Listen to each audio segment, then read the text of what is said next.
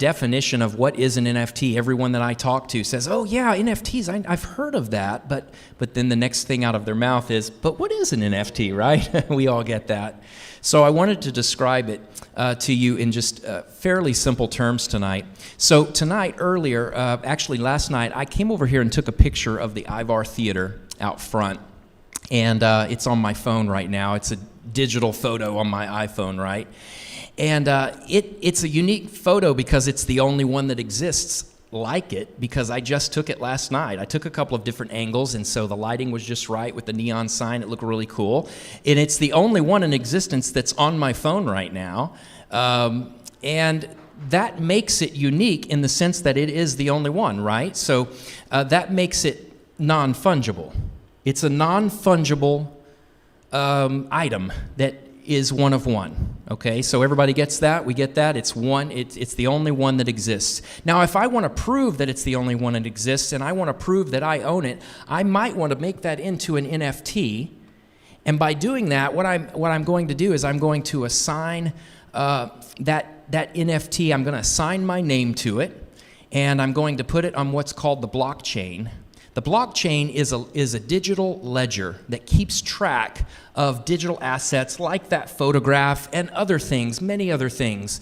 Anything that can be digitized in the world, we would put on that blockchain. And it's going to be assigned a number that goes along that identifies that particular photo, and my name will be there. And maybe some other information on the blockchain, right? But the blockchain is actually a very smart thing because it follows that item from now until the end of time. It's going to follow that item, and it's going to know who owns it, and it's going to know certain attributes about it, like how much it was bought for if someone buys it, how much it cost.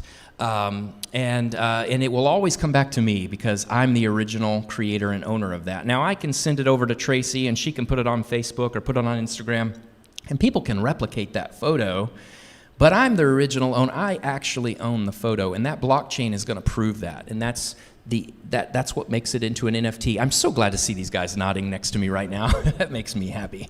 All right, so there's one other element that I want to mention here, and that is my ability to then pass that NFT along to someone else, okay? I'm going to pass it along to someone else. Now, Miguel might look at this in the front row here. He might look at this and he may say, I really like that photo, but I don't really know if I want to buy it. And so I might say, well, you know what? If you buy it, I'm going to attach some things to this photo. So not only if you buy it, not only will you own the photo, but you're going to get some other things that go along with it. And those are called utilities. And the utilities are things that sweeten the pot. They make that item, that digital item, worth more to someone and desirable to someone. So I might say to Miguel, look, Miguel, if you buy this for I'll charge you $300 for my photo of the Ivar Theater.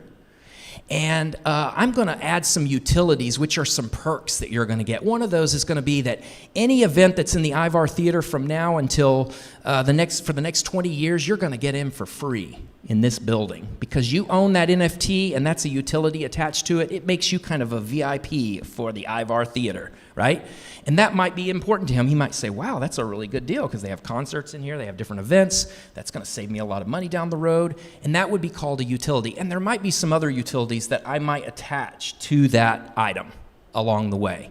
But they're things that I think he might be interested in. Whatever that might be, I try to figure that out, and I'll attach those utilities. So now, not only does the photo become valuable to him, but those utilities become valuable to him to where he says, sure, I'll pay $300 for that. That's well worth it. So he buys it from me. When he buys it from me, the blockchain understands that, and it assigns his name to the item, takes my name off my name's still the original owner, but I'm not the current owner because he now owns it, and he's going to sell it now to Tracy because she caught on to it, and she's like, hey, I want some of those utilities. I want to be able to come into the Ivar for free. So she's now going to buy it off of him. But thing is now is it's worth more money because she wants it. He's got it. He says, all right, Tracy, it's $1,000 now. She's like, oh, okay, I'll buy it for $1,000. So she pays him $1,000, and now all the utilities that go along with that are now in her possession. So now she has ownership of coming into the Ivar Theater anytime she wants and what other utilities are attached. But here's the best part. When she paid him $1,000, some of that money that she paid came back to me, a percentage came back to me as the original owner. And so let's say Tracy sells it to Drew, and Drew sells it to Nan, and Nan sells it to Surjit.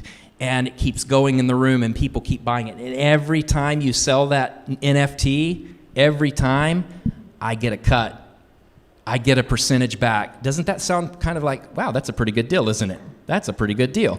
And it's going to happen from now until the end of time. We don't know when that will be, but it's going to happen a really long time. So I want to thank you for listening to my explanation tonight of what is an NFT. I know it can be confusing. We want to invite you back to visit our website, visit our Instagram, and certainly follow us on Twitter to learn more about NFTs and how we will be incorporating NFTs in filmmaking and in our productions, and about how you can be a part of EverStar Entertainment.